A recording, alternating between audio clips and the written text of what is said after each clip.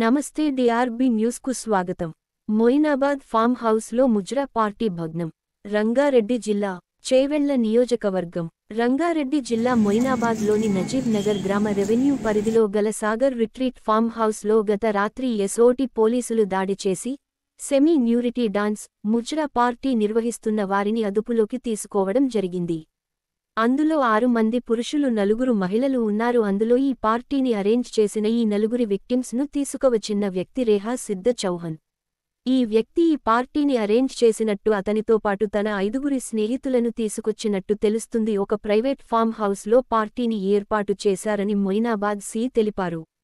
3 మహిళలు ఢిల్లీ ప్రాంతానికి చెందినవారుగా హైదరాబాద్లో స్థిరపడి డాన్సర్స్ గా వృత్తిని నిర్వహిస్తున్నారు. మీరు హైదరాబాదులో స్థిరపడినట్టు పోలీసులు తెలిపారు. ఒక మహిళ హైదరాబాద్ ప్రాంతానికి చెందినది సింగర్గా పనిచేస్తుంది తెలుస్తుంది. 6 పురుషులు టోలిచౌకి ప్రాంతానికి చెందిన ముస్లిం మధ్యతరగతి వ్యక్తులు. వీరు వృత్తిపరంగా మటన్ షాపులు నిర్వహిస్తుంటారు వ్యక్తులుగా నిర్ధారించారు పోలీసులు.